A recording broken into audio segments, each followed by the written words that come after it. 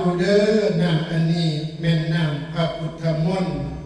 น้ำสกุลพระเจ้าปุกเสกองค์เอกไทยตนประเสริฐหน้าโถตั้งนะโมสังที่แล้วเกษตรเย็ดเรา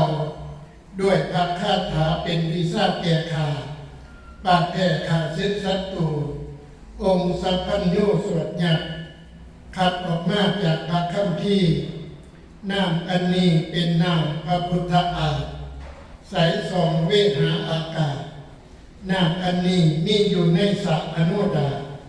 เป็นของพระอินทร์ไหลน่องลิ่งไหลหยาดไหลบ่อขาดเนื่องน่องไหลเป็นเนื่องเป็นท่องน่องนี่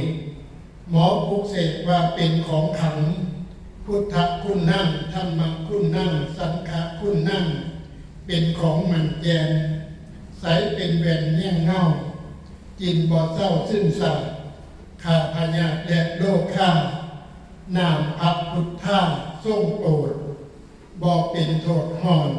อยู่เย็นเป็นสุขไผเป็นขี้หิดขี้กาขี้ห้าและอาเจียนแจ่วิ่งเวียนและลดไข่เอานำม้นใส่และกระหายนำสิทธิ์ฝ้ายดีโพดบ่เป็นโทษแก่ผู้อาบบ่เป็นบาปแก่ผู้กิน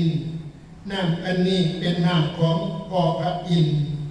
ขอให้แท้เอาไปกินน้ำแช่แล้วเป็นยาหายโรคข้าและพญากันได้ทั้งปีศาจและผีพ่ายน้ำสิทธิ์ฝ้ายสิทธิ์ใสแก้ไขวัดใหญ่และไข้ร้อยแก้รูปมาต่อยเหลือหลาสาดน้ำม้นลงไปขอจันได้และอุบัติเหตุกันได้ทั้งเป็ดและฝูงผีหนีเจ้าจงโรยโบกเพิกเจ้าเพิกอีกทั้งน้ำม้นสูอย่ามาม้นหลายหลอกอย่ามาจอกหลายที่น้ำม้นดีผีใหญ่สิ้นเข้าบ้านผีตายขอชิบหายบ่ได้เกิดจักเถื่อถ้าบ่เสือกัดให้หมอบลงสีโสดสีสงให้เบิ่งจัดหน่อยสิค่อยโรคกัดสิหายสิหลายไอกัดสิจืดไผเป็นไอหอบไอหืดไอกลถือน้ำม้นหายมิดแก่สารพัดผิดไปได้ทุกทางแก้ได้ทั้งงูจงอางครบตอดแก้ได้ทั้งเมี่ยงหอดและเมี่ยงเน่าแก้ได้ทั้งงูสำเภาและสังหาเข้าไปป่ากันเสือลงไปเหือกกันแข่น้ำมุ่นแผ่ยายไปน้ำอันนี้เป็นน้ำพระเมตไตรตนวิเศษเทเวทไหวบนพระคาถาเก่าถึงมากเป็นวัดเป็นบาทมีอำนาจเหนือกว่าคนทั้งหลายน้ำอันนี้เป็นน้ำพระพุทธมนต์อันลึกล้ำสิทธิ์ย่ำคำมีเหือมีแห้งสิทธิ์ย่ำแรงหายโศกหายเศร้าสิทธิ์ย่ำเศร้าหายเคราะห์หายเข็น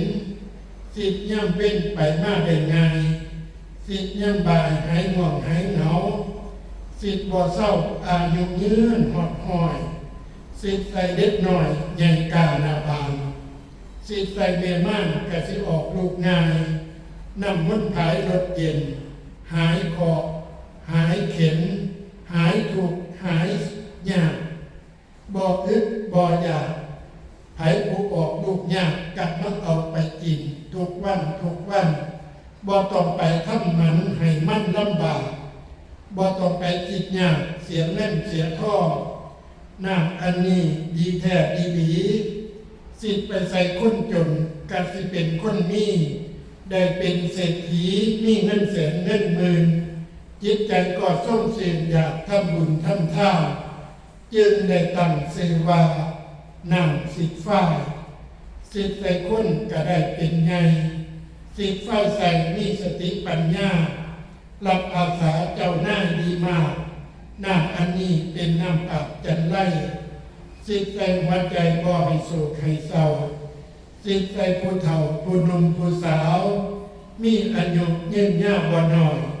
บ่ได้ให้มั่นมากประจนมีแต่ขนเงินขนข้ามมาให้มีแต่ได้บ่มีเสีย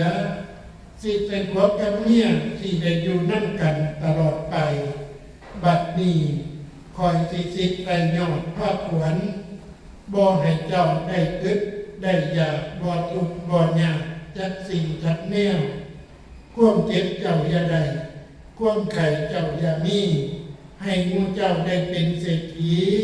มหาเศรษฐีมีอายุยืนยาวยิ่ง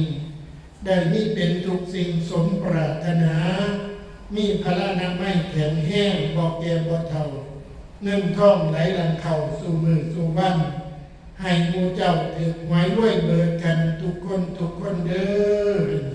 สัพพทุกข์สัพพโศกสัพพโลกสัพพภัยสัพพเคราะห์เสนียดจันไลวินาศสันตุวินาศสันตุวินาศสัน